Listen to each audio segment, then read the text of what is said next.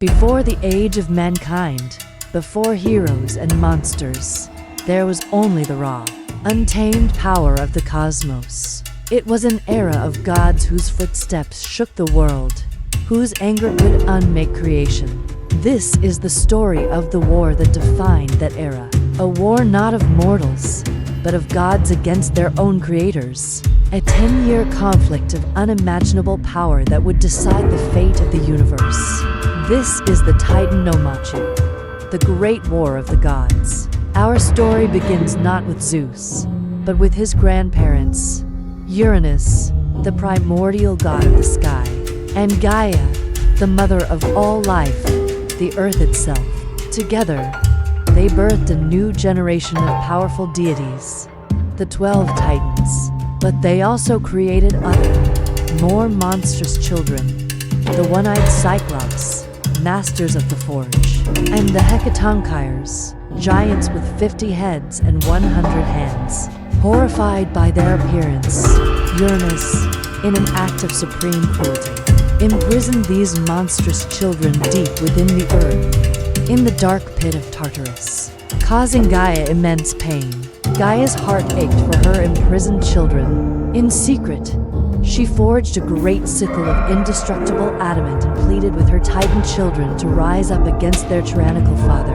All were silent, frozen by fear, except for one, Cronus, the youngest and most ambitious of the Titans. He took the sickle, and in a violent ambush, he overthrew and castrated his father Uranus, seizing the throne of the cosmos for himself. A new age, the golden age of the Titans, had begun. Under Cronus's rule, for a time, the cosmos knew a strange sort of order.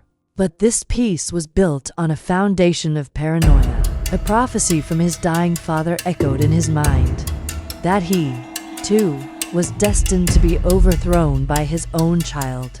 Consumed by the same fear that defined Uranus, Cronus devised a horrifying solution. As his wife, the Titaness Rhea, gave birth to their divine children, he would snatch them and swallow them whole, imprisoning them within his own belly.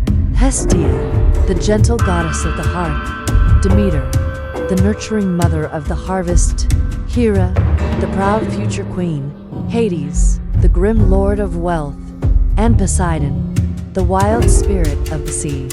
All were consumed by their father, their light extinguished before it could even shine. Rhea was heartbroken. When she was due to give birth to her 6th child, she secretly sought the counsel of her mother, Gaia. Together, they hatched a plan. Rhea journeyed to the island of Crete and gave birth to her son in secret. She named him Zeus. To fool her husband, she wrapped a large stone in swaddling clothes and presented it to Cronus. Blinded by his fear, he swallowed the stone without a second thought, believing he had once again cheated fate. Hidden away in a cave on Crete, Zeus was raised by the nymphs Adrastea and Ida. He was nursed by the sacred goat Amalthea, whose hide would later become his impenetrable shield, the Aegis. He grew to manhood with incredible speed, his veins coursing with divine power, and a burning desire for justice for the siblings he had never met. When the time was right, he returned, disguised, to the court of the Titans. With the help of the Titaness Metis, he prepared a potion for his father. Cronus, suspecting nothing, drank the potion. Immediately, he was seized by violent convulsions and, one by one, he regurgitated his lost children. They emerged not as infants, but as fully grown, powerful gods. Standing together for the first time, the 6 Olympians, led by their heroic younger brother, declared war on Cronus and the Titans who supported him. The cosmos was split into the Titans, a formidable force led by Cronus and his fearsome general Atlas, established their fortress on Mount Olympus. They were the old guard, raw, elemental power. The young Olympians, radiating a new kind of divine energy, made their stand on the higher peak of Mount Olympus.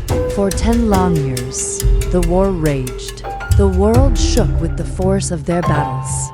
Mountains were torn from their roots and hurled across the sky. The power on both sides was so immense, so perfectly matched, that neither could gain an advantage. The universe was locked in a brutal, endless stalemate. Seeing the war would never end this way, Gaia once again intervened. She advised her grandson Zeus that victory could not be won with the current allies.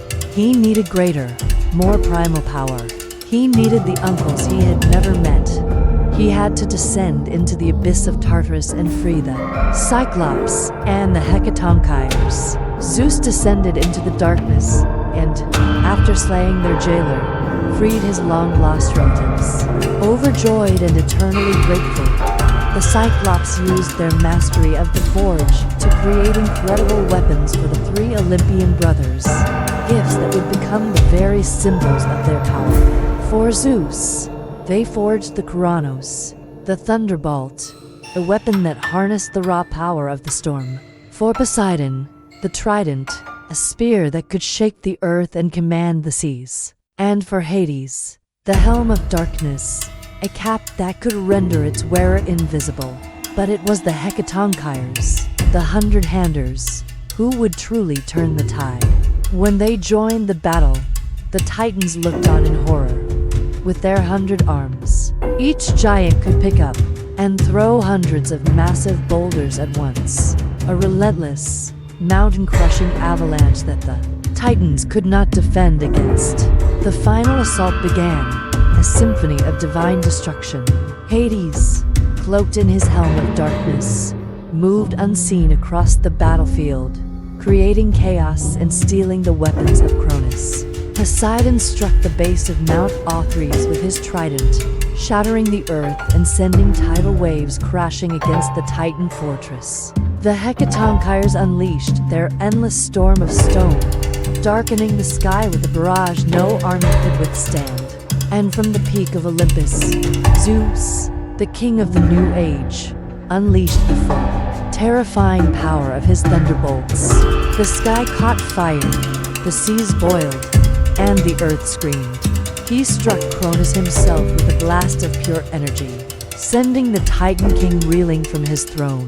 The combined power was too much. The Titans, once the undisputed masters of the universe, were finally and utterly overwhelmed.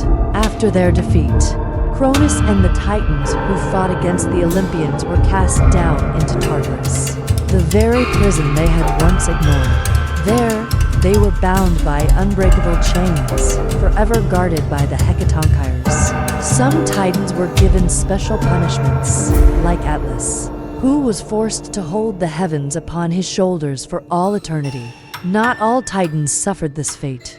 Those like Prometheus, who had foreseen Zeus's victory and sided with him, were spared. With the old order shattered, the three Olympian brothers met to divide the spoils of their victory.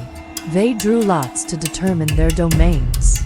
Poseidon drew the sea, Hades drew the underworld, and Zeus, the youngest, the savior, drew the sky, becoming the undisputed king of the gods and ruler of the new age. The Titanomachy was more than just a war. It was the violent birth of the world as the Greeks knew it.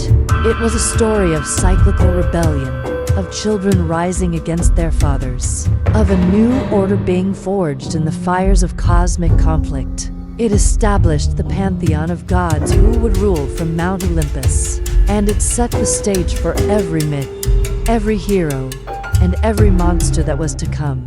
What do you think of Zeus's rebellion? Was it a necessary act of justice, or simply another grab for power? Let us know in the comments. And if you enjoy exploring these epic foundational myths, make sure to like, subscribe, and join us again at Aether Mythos.